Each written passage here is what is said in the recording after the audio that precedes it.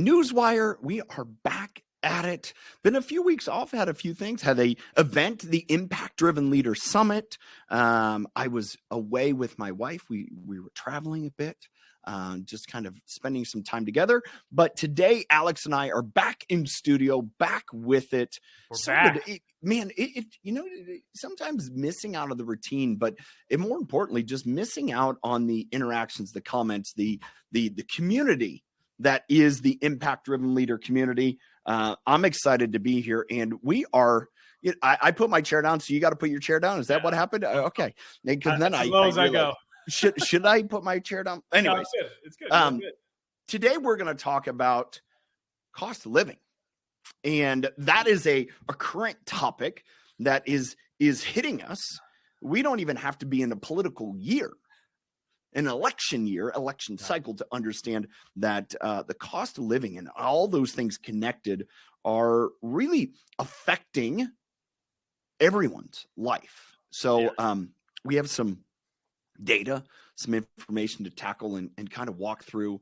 So let's get at it, Alex. Yeah, no, excited to be back, and we'll be back every Monday with the Newswire, up to date with what's going on in the world. But yeah, I mean, inflation is critical. I mean, it's really affecting.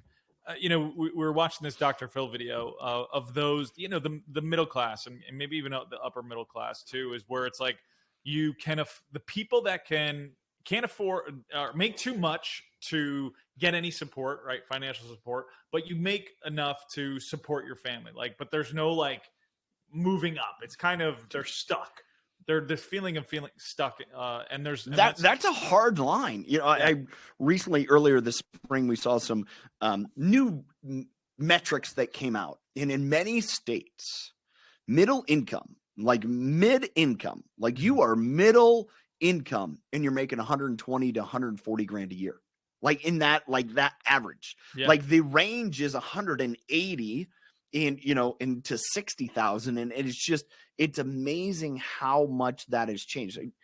I'm 45, you're a little bit younger, but there are many times early in life, it's like, man, you make six figures and you're going to have a lot of options in life. You're going to be able to go on vacations. You're going to be able to do this. You're going to be able to do that. But to that very point that you just mentioned, is there's a lot of places and a lot of people in our world that making six figures, an individual basis, making six figures. So that's a dual income family, each making $100,000. And when it comes to family and activities, man, it gets tight. It gets super tight, and we have the numbers to show it. We can start with groceries. It's where you're having a 25 all the way to above 50% increase in prices, right? Bread. I was looking this up, Tyler.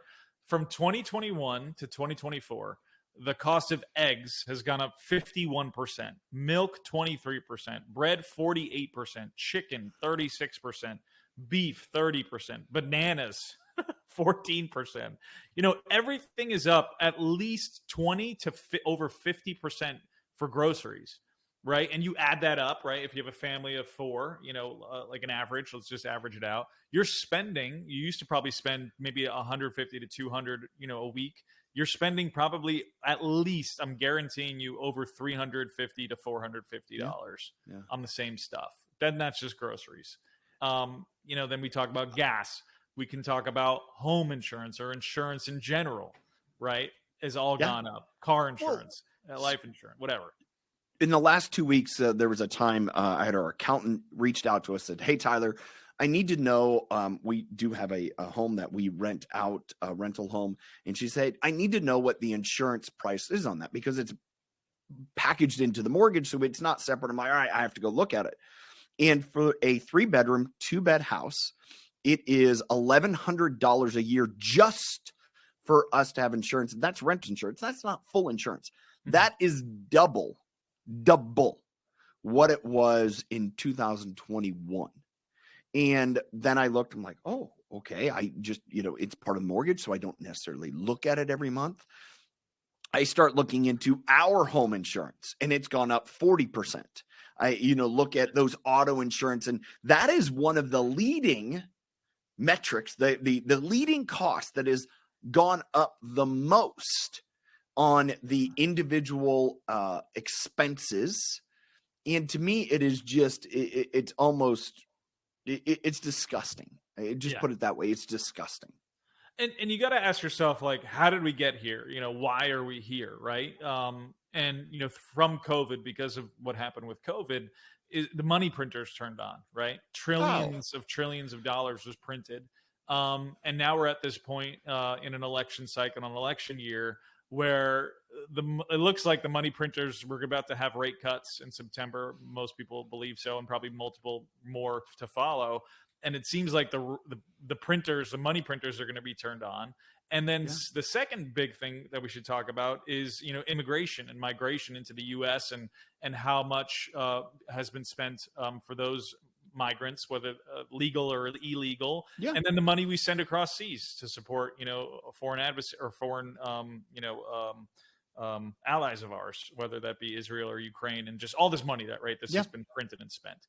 And Yeah. the middle class is going, what the hell? We're struggling Well, here. I mean, what's interesting to me, and so often, in having kids that are now teenagers and they're asking more educated questions. My daughter will be able to vote this fall as an 18-year-old and starting to navigate. And my daughter, much like me at that point, it's like, I want nothing to do with it because it is so disgusting. It's just so like internally just struggle. Like, I don't want to be involved. And I'm like, I can appreciate where you're at because just even the process of contemplating it is very just, it's gives you anxiety.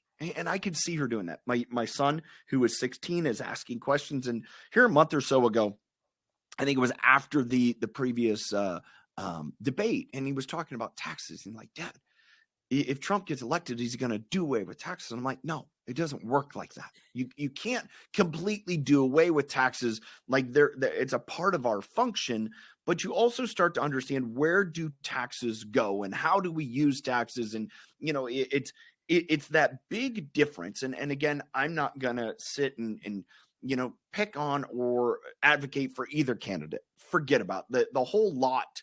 Without people that have an understanding of business, meaning it's kind of like class like this. People are like, oh, I need business write-offs.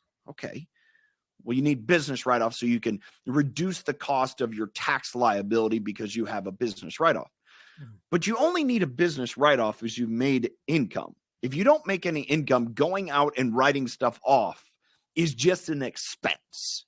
Right. And yet people don't understand that. It's like, well, I need to go spend money as a write-off. I'm like, well, do you need to? Or are you just trying to defer your taxes? Like, is it a good business? And so that's what's hard for me is when we get into this situation, we're talking about printing money. We're talking about social services. We're talking about all of these different programs that people feel that everyone deserves. And it's like, that's fine, but who pays for it? Yeah. And it is largely not the people that have the most money in a socialistic society. You spread across everyone. It is the people that either each amount of that, whatever they make, is a bigger part of their income that gets taken from them. And those costs just add up. And you raise this bar of just minimum threshold higher and higher and higher. AKA inflation.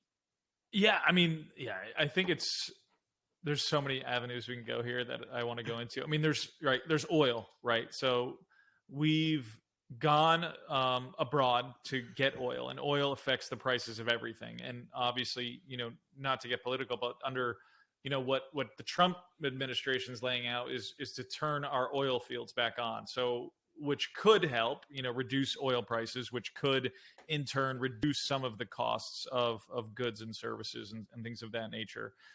So like there's a plan there, right, to start winding this back a little bit. So that's like one part that I'm interested in, is if we can get the oil prices to come down by tapping into our own resources, under Alaska and the pipeline and things of that nature, that could help. And obviously there's a ton of people that don't like that for climate reasons. Well, let's just talk about that. Yeah, it's like, here's the problem is energy drives everything. Mhm. What we are doing right now is driven by energy. Well, like, well, no, you could be electric. I'm like, yeah, how does that get, it's comical. And we've seen the pictures of it. You can deny it, but we've seen the pictures of where there's a bank of Tesla chargers and it is being powered by a diesel engine. Right. Okay, let's just stop and understand that's reality. If there's not infrastructure, or where does that electric come? If we have not increased the amount of hydroelectric or nuclear Nuclear, energy, yeah. we can do more with solar or whatever else, but it's like there is a energy cost to all of it, and it comes from somewhere. So we can sit here and say, hey, I don't want it here. Okay, then we put it somewhere else. Mhm. And so you can say, well, it's just not in my backyard. I'm like, well, it's in somebody else's backyard. So let's take control of it and be able to have regulation and manage a system forward to, manage this rather than leave complete control to someone else. Yeah. And that's the hard part for me, is that this idea of we are going to become less energy internally sufficient, independent. Yeah. Yes. Yeah. Thank you for that. And we're going to put it off on someone else. It's like, we don't have the infrastructure to become nuclear, hydroelectric, or solar energy independent. We just don't have it in the amount of tax that it puts on those industries. And so because of that decision, we said, oh, it'll force innovation. Yeah. Okay. It'll force that all of a sudden it's more economical to have solar. It'll force more economical for other options, but the cost to get there.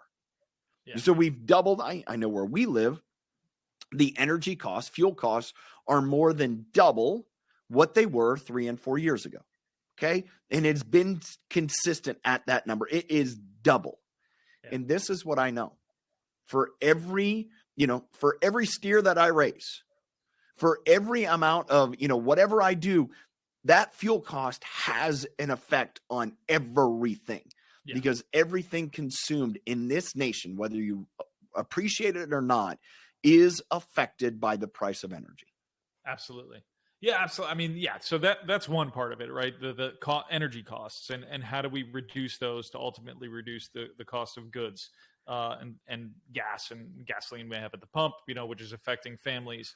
And then, you go into another part of this, which is, government spending, right? Like, that's aggravating a lot of people, where you see a lot of this money that you pay into the system, right? Because it's a system, whether it's a Republican system or a Democratic Doesn't system. matter.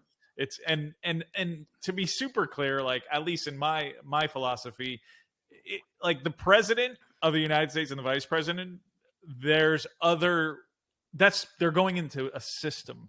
As much as people, have a party, but like, there's a lot of bureaucracy that goes into this. It's kind of like this. It's like I played safety at Baylor, and all of a sudden I get drafted into the NFL, and I go play, and I was in a 4-3, and we played a nickel back, and we were, that was our defense. And all of a sudden I'm going into the NFL, and I'm playing in a 3-4 with a 4 defensive back setup, and it is all of a sudden now it's different. Yeah. And you have to adapt to that system. You can't say, oh, I'm an outside player, I can come in and change the system. I'm sorry, you're just one of many cogs in the wheel, which makes it very hard to initiate change. Yes, absolutely. And that goes again to the energy crisis. You can't just, it takes many decades, maybe even up to 50 years to really evolve into, hydroelectric or nuclear, like, adapt and build out all this infrastructure. And I do think, that is maybe the future. You can't just shut it off, right? You can't just shut off oil supply and just like, oh, we're going to go fully all this. It's like, we've seen the ramifications, but then you put all this money into the system, and then you see all the money go out of the system, but then you suffer, right? You see this middle class suffering by all these high costs of everything. Tyler, how in your mind do we work through this, over the next 4 years or so, this next cycle? Like, well, here's the reality that I believe it's going to get worse before it gets better. I don't care who gets elected. It really doesn't matter. It doesn't matter which presidential candidate at this point gets elected. there is going to be more financial pain if we're going to correct this. Now, the difference is one candidate seems to acknowledge and indicate, hey, we need to fiscally change some things. This is not tenable. The other one seems to like, well, let's just double down on what we've done. And I think that's where the real difficulty is like, are we seeing what's going on in this nation? Do we really comprehend? Do we feel like it is everything is great? And I think by some metrics, you could say people are doing better than they ever have, right? They are making more money than they've ever made. Okay, you could have that metric, but they're spending more money than they ever had. And you can go across all the other metrics, credit card metrics to, cost of living metrics. And our cost of living is higher than it's ever been. And it's one of the higher in the world. Yeah. And so you're kind of like, where's the reality? And I think that's what's so hard is trying to identify how do we move forward? It's kind of like this. Oftentimes people will have a discussion and like, Tyler, quit talking about the problems. I'm like, yeah, but until we get to the real definition, the real understanding, what is the problem, then you can't possibly bring a solution to the table. Because if, for example, we're sitting here and, we're talking about the quality of this broadcast, right? And if all of a sudden it was a little bit scratchy and I'm like, Alex, the quality of this is just bad. And you're like, well, is it the video? Is it the sound? Is it whatever? I'm like, it's just bad. Like we need a whole new equipment set. And I'm like, yeah, but that's not going to really change anything. It could be just as bad. It could be my internet signal, and that's why we're bad. And I get a new camera. We get a new microphone. We have a new platform that we're broadcasting this on, and it does not change anything. That was the real problem. So if you don't take the time to really understand the problem, then it may be just like, hey, this is the best internet I got. So guess what? We're going to have to do the best with what we have. How can we improve based upon the resources that we have? And I believe that is what's so hard in our society is it's often we're unwilling to have those conversations to say, what's the real problem? Well, let's before we get into what we think the real problem is, I mean, do we just settle? I mean, I think it's like you need to be making over from 2021 to 2024. Like there was an increase of average spend of like $11,000, $12,000 just on the average stuff, right? Yeah. Your milk, your bread. It's $1,000 a month. $1,000 extra a month, probably a little bit more just to live and sustain your average. That is, if you're making $100,000 a year, that's a 10 to 11% increase in salary. Right. So you would have to have that salary jump just to maintain, not just like to stay even. Just to stay even, right? Not to, we can, save a little bit more. And then that's conservatively staying even. Yeah. It could be up even further. Yeah. I mean, we're using an average. So in certain states, it's probably a little more in some others, but I think overall it's up. I mean, some states it could be 20, 30%. And then you go into, like you said, the housing costs, the insurance costs. So do we just settle and wait and just be like, this is the new norm, prices will remain high? Or what actionable steps do we save more? Hey, we need to be cutting things. We need to save because this is going to get worse before it gets better. Like, what is the action plan? That's where it gets so difficult. And when you have so many different opinions, no one wants to line up and say, well, that's the decision. And that's where we lie today. Is one, what's the real problem, and or what is the best path forward? I would contend that the underlying, the fundamental price of everything centers around energy, cost of production, cost of transportation, cost of everything. That's my personal opinion. Someone may think differently, but that's my personal opinion. And I think that's when we start to identify what's really going to move the meter. What's really going to change things? And I don't believe it, it's kind of like this. If it were an easy solution, it would have already been done. So it's going to have to be hard decisions. It's going to have to be decisions that are it's not easy, that you can't click, push the easy button.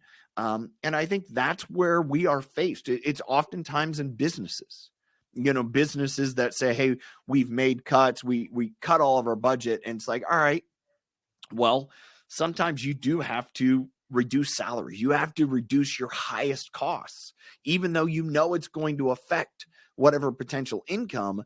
But the only way to get forward is to actually take a step back and increase the footing of your foundation. And that's where it's many hard decisions. Well, if the U.S. government was a business, I don't know how good, being that I don't know how many $1 trillion in debt right now, trillions and trillions and trillions in debt. And it seems like we continue to spend money on foreign aid and giving money out to people other than we did, when COVID hit, to our own citizens. But like, what does that look like? How do we cut the debt cycle? How do we, get this middle class back on their feet? Because everyone you talk to that is in that category, in that bucket, that they just seem like they're stuck in cement or quicksand, and that they're running a massive credit card debt up. Yeah. Well, I think the challenge that we've gotten into, and this has changed over the years, is instead of being private enterprise, NGOs, I'm talking about, nonprofit agencies that are there to help people. Predominantly, it's been churches, but it's been other non-religious type organizations that are set for aid. And we've seen those organizations have struggled to get funding, largely because of this margin crunch and or the benefit of giving money to those places. And I believe as a society, we have to stop looking at the government to fix our problems. And we have to start acting as people to say, how do we fix ourselves? And or by fixing ourselves, how do we serve others? There's we'll call it financial pundits. They'll always tell you, hey, cut. Some point you can't cut anymore. There is no more to cut. It's like, how do you drive income? And I think that's what is most interesting to me, getting back to the taxation point of view, is if the government says we need to increase the amount of funds that we have to do all the things that we do, we're going to tax people more. To me, that is we're looking at cutting the cost. We're that same as I'm going to reduce my costs. Like, no, how do we increase the effectiveness of business? How do we make incomes go up? How do we make sure that there's more money to either give, or how is there more money to support? Because that's what's going to backfeed us. And I think that's always the challenge been in my mind in business, is don't look at how can I cut costs. And I had a client tell me this one time, and this is when in the dairy industry, and the price that dairy farmers was getting was pretty low. And it was just it was maybe break even. And he was talking to me, and I was talking to him about an additive, a supplement for his cows. And he goes, Tyler, if it makes money when we're making 25%, profits, then it better make money when we're losing 10% profits, and vice versa. And when you stop and you think about that, if you have that mindset, it's got to make sense both ways. Well, then, yes, you can do it. But if it doesn't make sense when you're losing money, it's not going to magically make sense when you're making money. Because if you're losing money, it's going to help you lose less. And if you're making money, it's going to help you make more. And it's this idea of how do we drive the positive side of the ledger rather than trying to always cut, because at some point you're going to cut so much, you're in a worse shape. Well, and going back to taxes, there was a story. I don't know if you saw this. It happened maybe a week or so ago, and it's kind of flying under the radar right now. But in Texas, the DA, the person in charge of basically inputting the SLS square footage data on homes was flubbing the numbers and increasing the square footage by a small amount, but into the data system, so that year over year, people are paying more money in property taxes than was actually true. billions of dollars, fraud, basically. The person was committing major fraud on the state level in Texas. So basically, you look year over year, why is my property taxes going up? And there was like fraud within the system of these individuals who were responsible for putting this data in. They were like, if you had a 3,000 square foot house, it was 3,015. You do that with 100,000 to a million homes. That's a lot of money. Yeah. Billions. And so this is a recent thing that just happened. And now they're doing all these investigations with property taxes across multiple states, multiple counties to look at, is there major fraud happening within the system? And just another thing to look at, right? It's like, how much can we trust the system and what we put into? Well, I mean, that's obviously playing out. I mean, one of the costs that we haven't talked about is in states that have, property taxes. I think ours has gone up 30 to 40% in Washington. Okay, in Washington. Wow. And, when you start looking at those factors, again, that makes it harder for people to meet that cost demand. And I think that's what's so difficult in this is, this idea of, the rich people have to pay for it. Well, what's rich? Like what's that marker? And, and oftentimes like people, if you know how to play the game, you're not paying any more taxes. And does that make you wrong? No. I mean, it's kind of like this. If I could shoot a basket, if I could make a basket, would it be smarter for me to shoot behind the 3-point line or toes on the 3-point line? If I can make it from that distance, I might as well stay right behind the line and make the 3. Because if I'm on the line, if I'm a half an inch closer, I'm making a 2. And it's understanding it. And it's that simple in my mind as far as understanding the loopholes and understanding them for business. And a lot of people don't, but it comes back to when all of a sudden that manipulation, that fraudulent activity, and then you start to wonder, man, where's the reform? Where's someone that's really coming in and saying, this is not helping. This is not causing to fix things. And I think that's where we become in our society. And as we're evolving through generations in this massive change, and there's a great point of reform. I can't sit here and say I have the solution because quite honestly, it's become so dire that people don't want to be involved in it. And the people that are involved in it, I think there's a portion of them that are altruistic, but I think there's a lot of them that are doing it because it is a profession and they understand they can manipulate the system for some type of gain after. And that's hard. And I have friends that have been in the governmental side of things. And I know there's people that are doing it for all the right reasons, but man, we're constantly seeing this play out where it's not operating like a business. Right. That if you're not providing good financial, a good service, you talk about the contractor that came through your house. There's a good one and there was one. All right. Well, they're not so good. He's not getting your referral and it's not around, but the good one took care of you. Like, yes, I will refer you and let's do more. Yeah. And it doesn't mean one costs more or less than the other. It's just, you got the job done. And I think those are parts of our society where we're again struggling here. And what reform until we fix it?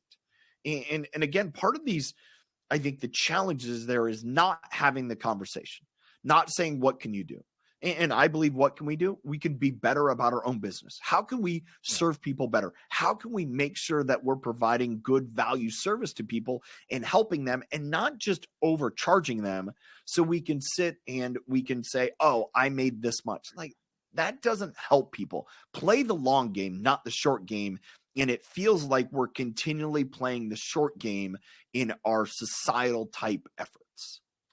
What would you say to those, middle class, maybe even upper middle class? Because we would consider them, if you look at like what they consider average income, making $100,000 a year, husband and wife, so 200,000.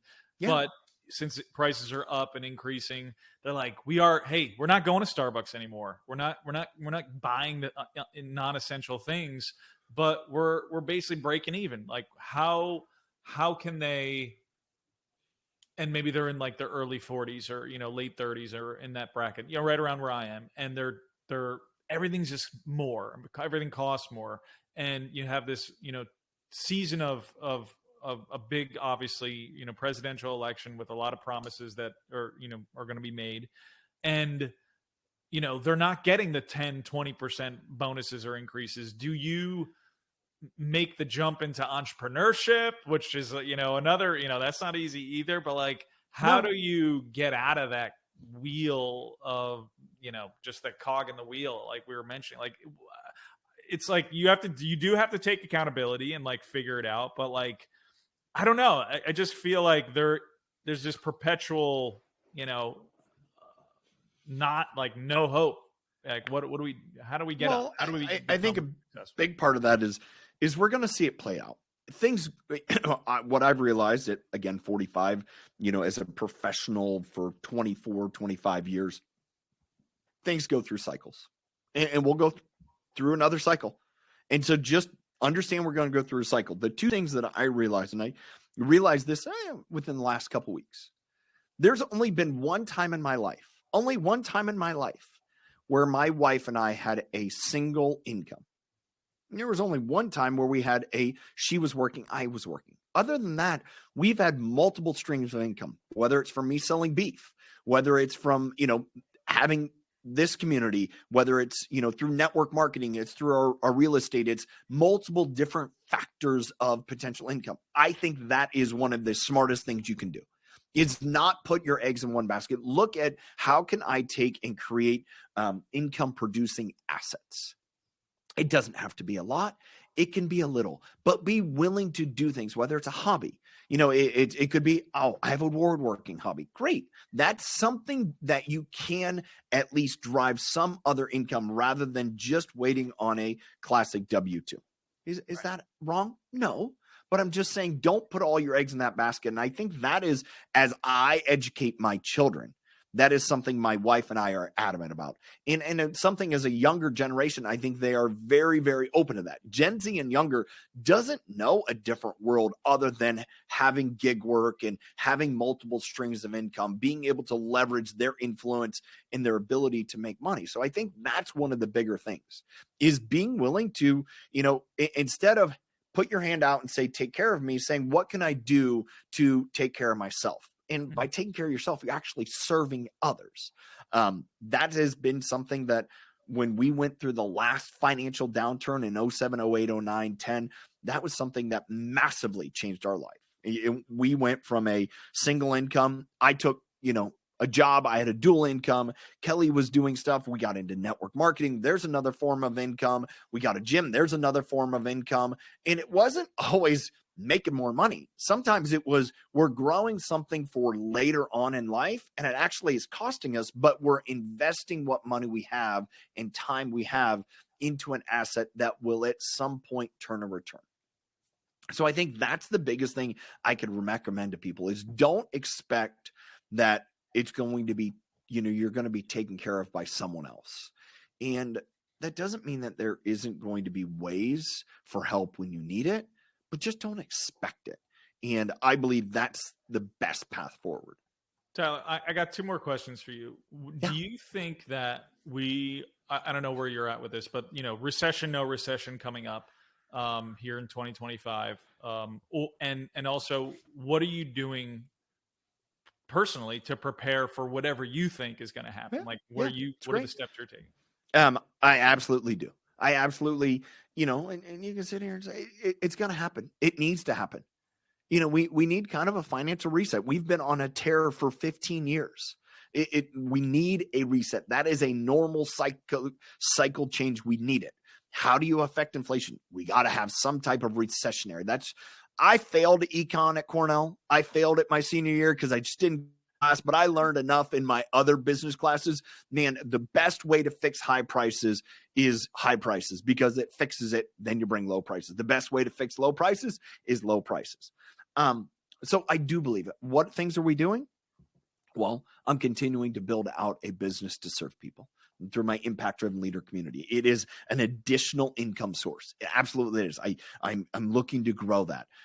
My wife and I are continuing to look to support people through our network marketing business, and Kelly sharing more about her experience in network marketing as people enter into this phase, as we've seen historically over the last 50, 60 years.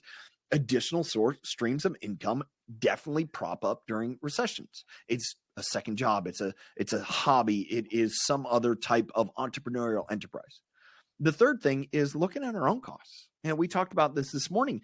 And, one thing that we look at times, and maybe you fall into a pattern of saying, oh, you have more options, whether it's debt consolidation, whether it's saying, okay, how can we, you can snowball effect debt. You can look into how do we play with the interest rates and use debt as a tool, not as a ball and chain. And so those are the things that we're actively looking at, saying, all right, how are we making good long-term decisions? Mm-hmm. Here's the other thing I also know too, is if you do have a way to drive income, whether you have a service, a product that, people are looking for right now, great. There is going to be investment opportunities. And I am convinced more now than ever that some of the, maybe it's speaking out of turn, somebody may hate it, too bad, is that some of the governmental driven tax advantages, whether it's the 401k, the IRA, the, those type of things, are some of the worst things that we can do financially because you're so restricted.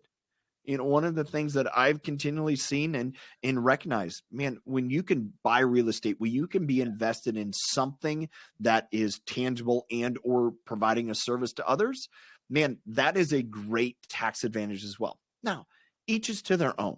And depending on where you're at, how you're at, pick your own path. That's fine. But me, man, we're looking at investing into more things real estate wise, or more things that are, an active part of community rather than just putting it all into the stock market. So, yeah, no, yeah. I want to save some of our conversation because I did want to get into real estate a little bit, but I think that needs to be its own, episode. Sure. But in terms of the food costs, do you guys look at your food costs and go, hey, holy shit, we're spending way more? I mean, or like, you're like, all right, we've done well, we can afford it. Well, there's twofold there. We have, 3 kids, 2 teenage boys, a daughter. I went through one of the things that you shared with me. This was from CBS News Price Tracker, and it had an average food cost per person. And, for our family with, our age of kids and everything, it should be $1,800 to $2,000 a month. And that's about what we're spending just on groceries. That's not eating out. That's not other things. And one of the things that we've done, and I've done for years, I use QuickBooks. I track everything in our costs. And it is amazing how consistent we are. And yet, I've seen that rise. What did I start doing a couple years ago? I started raising beef. Yeah. So that helps reduce some of my costs, whether it's a garden, whether it's you have other ways to, kind of insulate yourself on some of those costs. But it is, what are we doing? I think the first thing that I will not do is reduce quality, because from a health point of view, you get what you pay for. And if it's like, oh, I'm going to buy the poorer quality, well, then you're going to feel poorer quality. I will continue to invest into taking care of my body because I don't have another body. I'm going to continue to invest into the health, the fitness, all of those things. Now, do I need to be smarter? Yeah, I need to not waste money. But it's, man, if I'm not doing that, then I can't show up and perform where everyone else needs me. And that will reduce my potential of income. So. Last, I promise. Is it the last one? Sorry, you're driving the boat. No, dude, because it's so interesting, and I think you are like we said, you're a little older, but I got the two young kids, a little younger, and I think there's a lot of people in my age range with these young families that are maybe have done pretty well, but like feel like man, I just haven't made that hump. But real estate, you mentioned high property taxes, home insurance. Yeah. Real estate prices are still high. Yeah. I know I want to do a whole episode. We should, we'll bring in people, but like, is it a good time to be investing in real estate and holding it as a rental? Should you be flipping? Like, how do you look at that game? There's so many different, when you say real estate, I mean, that's as much as saying, I want to be in professional sports. Okay. There's a lot of professional sports. Yeah. There's a big price difference in professional sports. So just because you say real estate, that does not mean single home family. That does not mean multifamily. That does not mean bare land. That does not mean commercial real estate. There is an entire gamut within that. Even within commercial real estate, there are restaurants, there are, retail shops, there are office buildings, there are storage units. There is so many different pieces and parts. There are so many elements there. And just because someone's telling you, hey, you need to do this and that, be wary of what they say. There's one popular figure today that is on a lot of news and a lot of financial places, and he will continually say, don't buy homes, don't buy homes.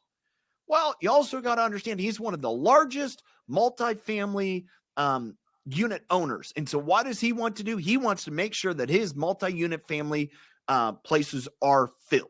So be very wary about taking it as absolute. There are places, like I have a friend, he owns, I don't know how many doors he owns. I need to ask him. The last I knew was 65 or so homes, rental homes. And he had never paid over $100,000 for any of them. Jeez. Any home.